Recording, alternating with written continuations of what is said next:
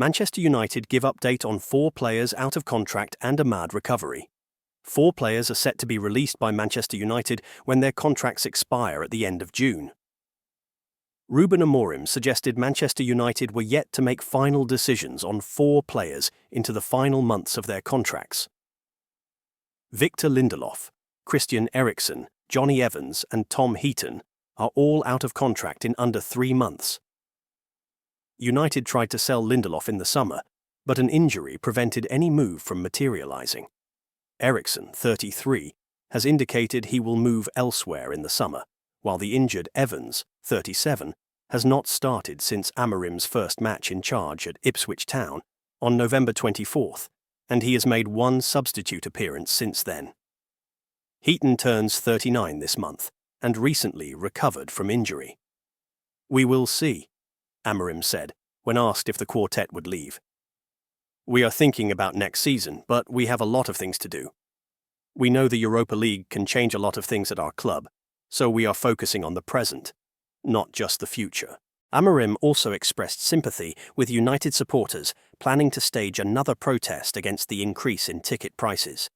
Prices have been hiked to £66 and concessions scrapped, while dozens of long-serving season ticket holders could be forced to give up their seats so that they can be sold on as high-value hospitality seats.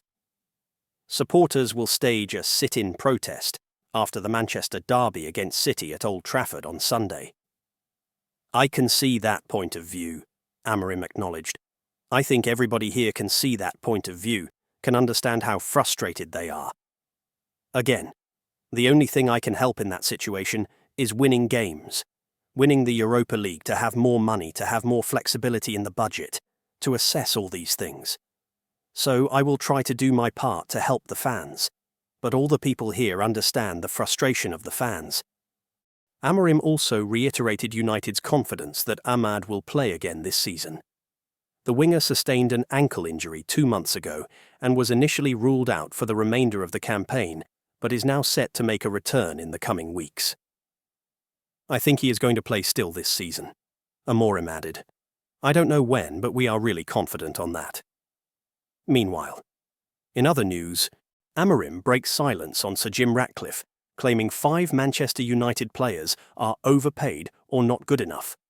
Sir Jim Ratcliffe was scathing in his analysis of 5 Man United players in an interview with the BBC earlier this week.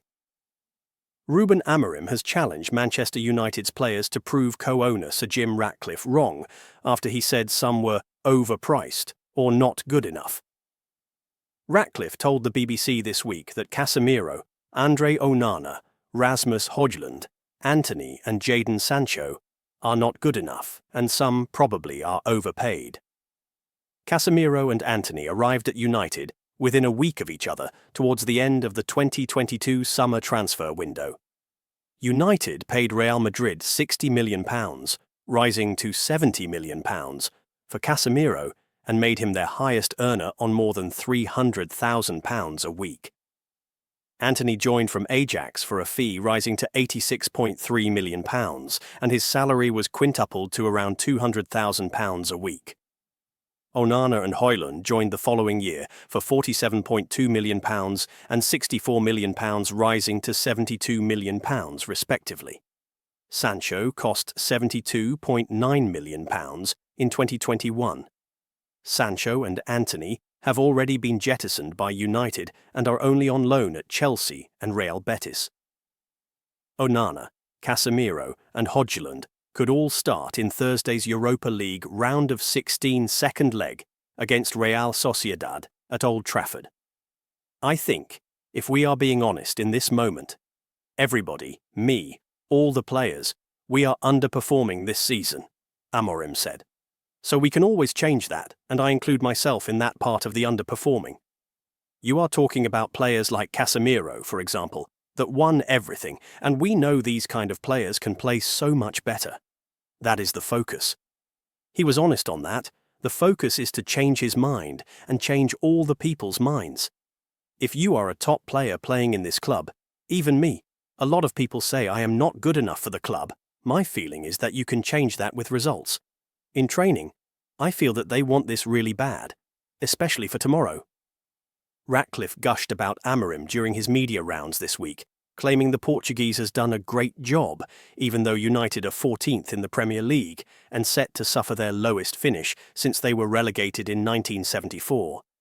United could salvage their season by triumphing in the Europa League, which would secure qualification for the Champions League. Ratcliffe half-joked that, "I tell him where it's going wrong, and he tells me to fuck off." Amorim said his relationship with Ratcliffe has been really good since day one. He added, "I think we are really blunt and honest with each other. He's a little bit of a character, we are quite similar in that. I always felt the support of the board and especially Sir Jim. I cannot tell you the conversations, but they are simple conversations, clear conversations, and honest conversations." Amorim added that none of the players had complained to him about Ratcliffe's comments. "No, nothing. I didn't feel nothing. I really enjoyed the training today." Meanwhile, in other news, Andre Onana makes decision on Manchester United future. Andre Onana joined Manchester United for £47.2 million from Inter Milan, but has had a turbulent 2 seasons in the Premier League. Andre Onana is intent on staying at Manchester United next season, despite his struggling form. United head coach Ruben Amorim wants to sign a new goalkeeper in the summer, but Onana considers United to be the only club he wishes to play for. Onana, 28, has played 86 times for United and is under contract to the club until 2028, but his errors in recent months have brought his future into question. United are expected to recruit a new keeper for Amorim's first full campaign, as Tom Heaton is likely to retire when his contract expires in June. Number 2, goalie and Turkey international Altay.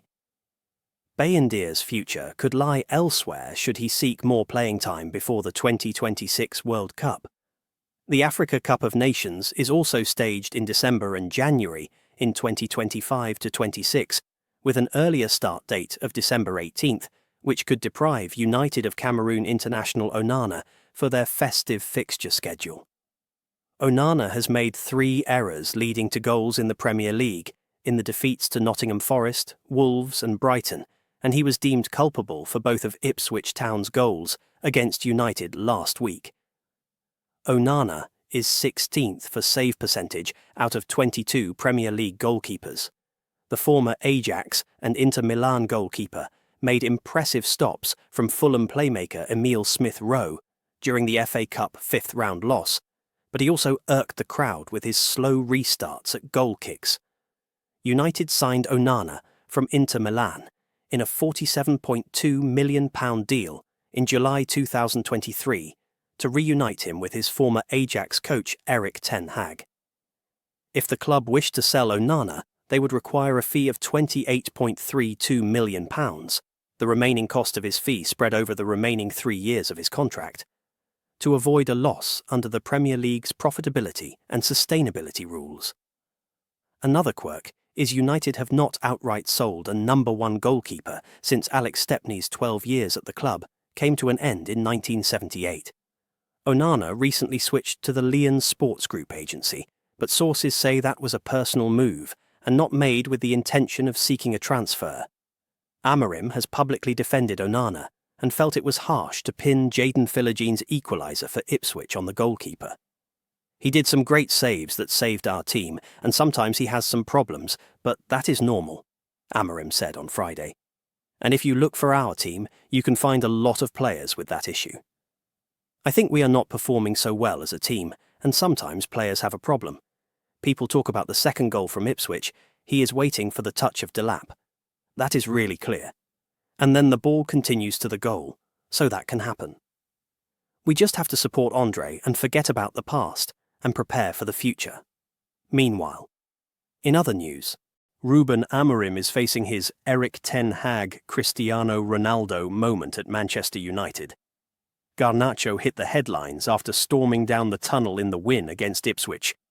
Alejandro Garnacho stormed down the tunnel after being substituted before half-time against Ipswich last night.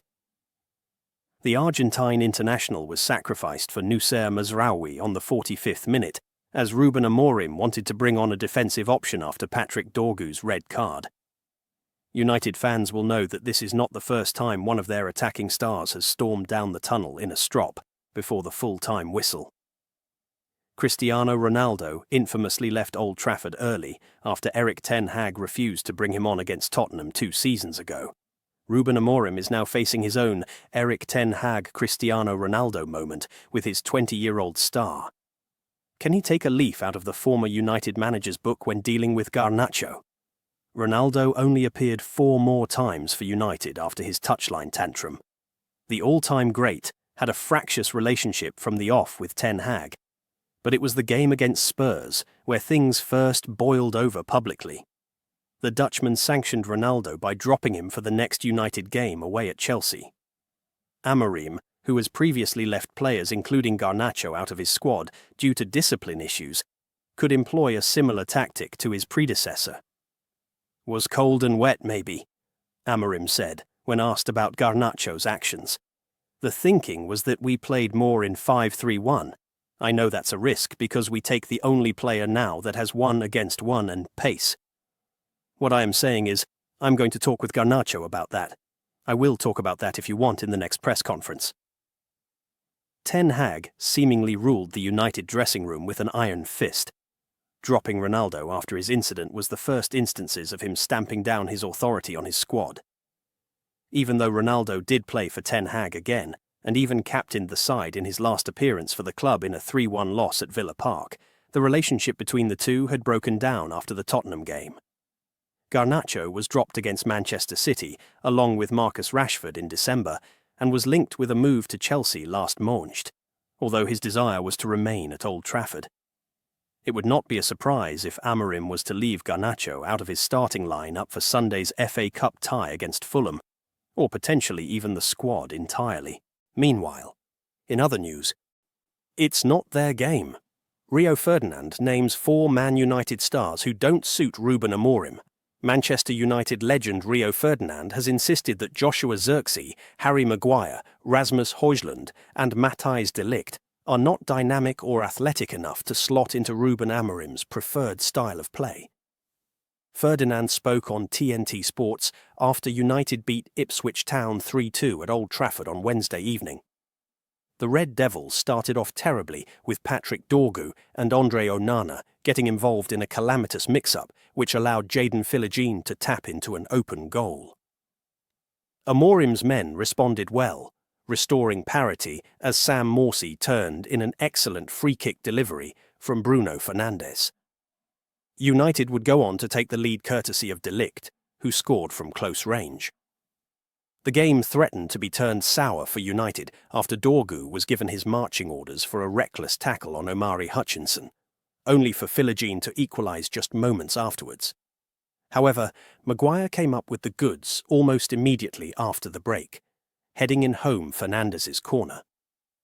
Despite being pleased with the result, Ferdinand admitted that the fans are yet to see what they expected when Amorim replaced Erik ten Hag in November last year.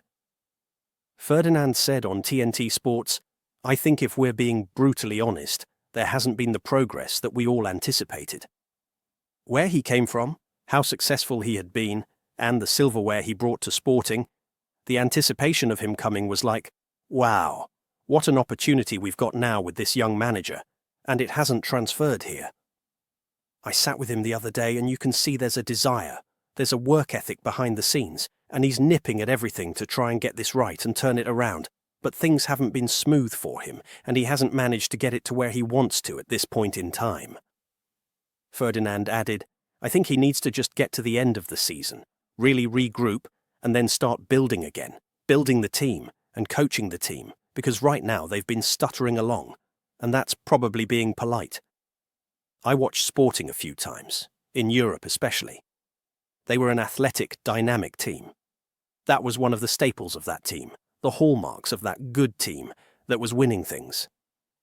He continued, "This team aren't a mobile, dynamic team. If you look through the heartbeat of this team, they have other qualities, but being physical, having the ability to overrun teams physically, they don't have that capacity." Asked whether Zirkzee is the type of player that suits Amorim, Ferdinand answered, "Oh, de Ligt, Maguire, Højlund. It's not their game. So I think he needs to find those type of players with the capabilities of carrying out not only tactically what he wants, but the physicality is equally important. During the match, Ferdinand and Robbie Savage also tore into Onana, blaming him for not communicating with Dorgu in the build-up to Philogéne's first strike. Savage said on commentary via Daily Mail, "Wow, Dorgu has tracked the run and the communication between Onana and Dorgu must be non-existent. Credit to Jadon Philogene, the desire, he's onside. But I've got no idea why Onana is running out to that position. Dorgu has got it under control. No problem at all. He shouldn't come there, Onana. I might be completely wrong, but stay. The defender has got it under control, so stay in your 6-yard box. Credit to Philogene. What a start from Ipswich." Savage went on. "The defender has got it under control. I don't think there is a reason why Onana comes out there. You should be talking, lay it back to him on his right foot, and then he can clear it. I don't know why he's come. The defender is in control. Onana, stay in your goal." Ferdinand was equally critical, further stating, "A terrible start. I don't think Dorgu, at any moment, looks up to see where Onana is. Onana doesn't need to come in. The fullback is in complete control, and he can just hold his ground and let him play it back to him. But Dorgu doesn't look. The awareness isn't there, and it's pounced on. Ipswich took a deserved lead for pouncing on that lack of communication." The result saw United climb up just 1 point to 14th place in the Premier League table. The Reds are back in action on Sunday when they welcome Fulham to Old Trafford in the 5th round of the FA Cup. Kickoff is at 16:30 GMT. Subscribe for more inside updates.